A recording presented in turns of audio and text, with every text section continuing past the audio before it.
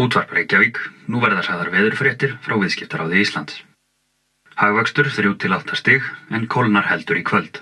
Austlæg átt 5–12% verðbólga og þykknar upp með gengisfalli. Þegar dregur úr framleiðsluspennu styttist hratt í að hagvöxtur falli undir frostmark og því gætu hálkublettir myndast í hagkerfinu. Gulviðvörun í Ártúnsbrekku vegna verkfallahættu.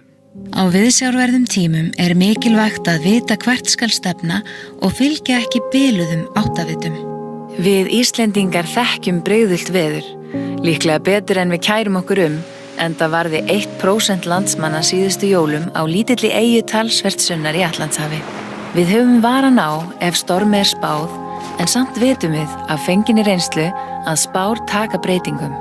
Sveiflur og ófyrirsjáanleiki finnast víðar en bara í veðráttunni.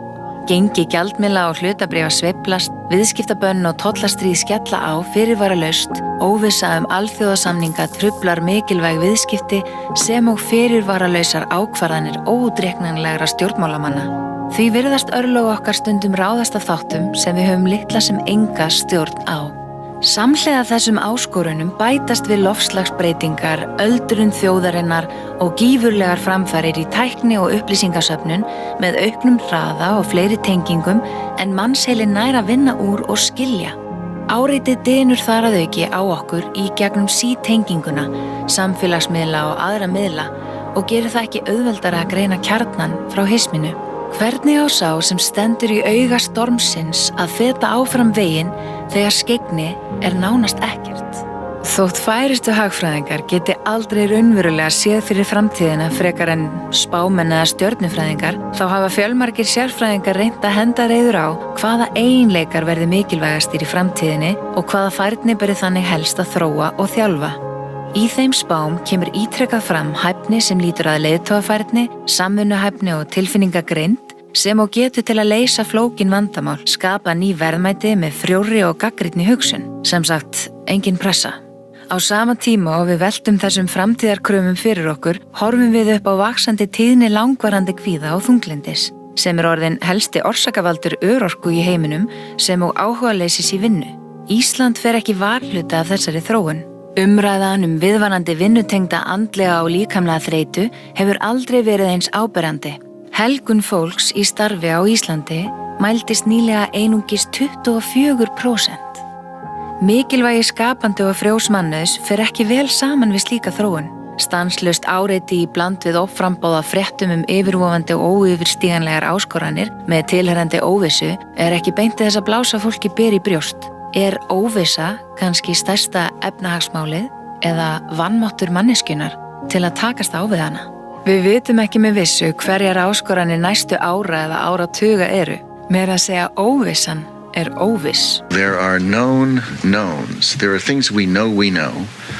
We also know there are known unknowns. That is to say, we know there are some things we do not know. But there are also unknown unknowns. The ones we don't know. Hvernig tæklum við þessa þróun? Hvernig byggjum við upp mannauðinn okkar frá fyrstu skrefum? Hvers konar leiðtoga þarf til að geta drifið einstaklinga, fyrirtæki og samfélagið í heild áfram í þessari hríð áskorana? Hver á að gera það? Á ég að gera það? Ég hef engar faglegar forsendur, menntun eða reynslu og þekking á því sviði. What they need is a common vision, and that's what leadership is. What leadership is having a vision, being able to articulate that so the people around you can understand it, and getting a consensus on a common vision. Þú sem leiðtogi ert ekki í vinsældarkeppni. Hlutverk leiðtogans að spyrja stóru spurningana og taka erfiðu ákvarðanirnar og standa við sína sannfæringu. Leiðtogar fyrirtækja jafnt sem þjóðarinnar verða að skilgreina tilgang þess sem við tökum okkur fyrir hendur. Af hverju erum við að þessu yfir höfuð? Hvað það sem skiptir alla hagsmunaaðila og samfélagið mestu máli? Venju samkvæmt þarf að sýna ábyrgð í rekstri, skila góðu búi og gera upplýstar áætlanir. En við erum sífellt að sjá betur að meira og annað þarf til að feta farsælan veg í síbreytilegum heimi þar sem skyggni nánast ekkert. Þau fyrirtæki sem njóta velgengni þekkja tilgang sinn og hafa sett sér skýr markmið sem þjóna tilgangi langt umfram fjárhagslegan ávinning.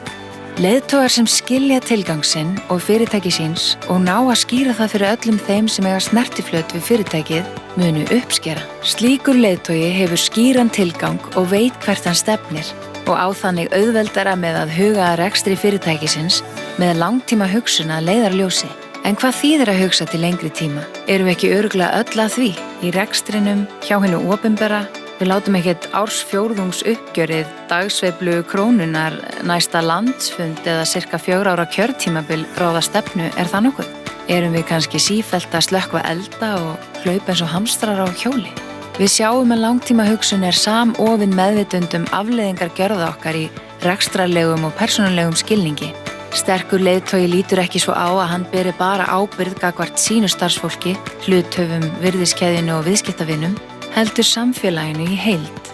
Jákvæður árangur af samfélagsábyrgð hefur sýnt sig á alþjóðavísu.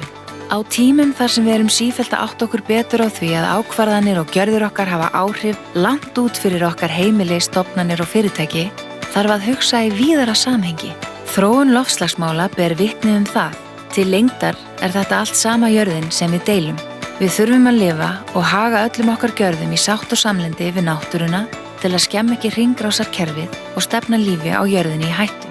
Óvissa er viðvarandi ástand, en með skýrum tilgangi, langtíma hugsun og ábyrgð sterkra leiðtoga má laða að hæfasta fólkið, þróa hæfileika, auka virði og veg fyrirtækja og samtímis huga að farsælli framtíð í jafnvægi með móður jörð. Ok. Það þurfi ekki allir að kveikja varðeld og kyrja kumbaya, en munið að minnstakosti eftir áttavitanum. Hann vísar leiðina.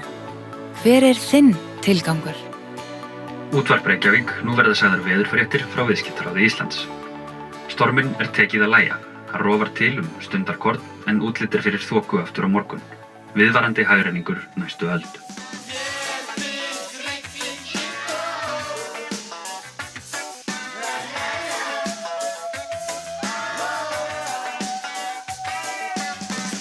Ég þakka kærlega fyrir mjög gott hljóð. Nú, svo ég sé alveg hreinskilin við ykkur hér í dag að þá hefur mig lengi langað til þess að vera þáttastjórnandi á borðu Oprah Winfrey eða Ellen og gefa áhorfendum í sal gjöf. Eitthvað svona magnað sem að fólk bara hélt að myndi aldrei eignast. Eins og 1 milljón. Fitusvöxtæki eða rúðsköfu. Nú, þið hafið kannski tekið eftir því, þetta var stórt áhættuatriði hér hjá okkur teiminu hjá Viðskiptaráði, en ef þið bara þreifið svona aðeins undir sætið ykkar, ekki í næsta mann, bara rétt og takið í skaftið. Það var ekkert.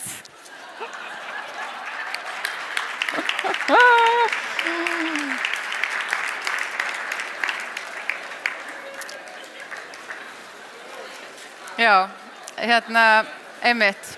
Þið megið eiga límbandið með. En þið sem sagt, þið getið skafað ykkur út úr óvissunni þegar að skyggni er nánast ekkert. Og þið sjáu að það sem að hjálpar ykkur við þá iðju er hinn aðri tilgangur sem að gegnir þarna hlutverki pólstjörnunnar í norðri. Ég býst svo auðvitað við því að þið farið öll að skæla og af þakklæti. Nei. Ég ætla að biðja ykkur að nota þetta ekki í mótmælaskyni til að kasta upp á svið ef ykkur líkar ekki fundastjórnin. Alls ekki skilja þetta eftir. Þetta er nefnilega úr endurinu trefjaplasti sem er gríðarlega endingagott og kemst í jakkavasa og veski og skafar einstaklega vel.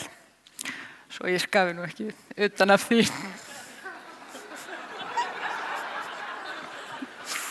Það er orðið áliðið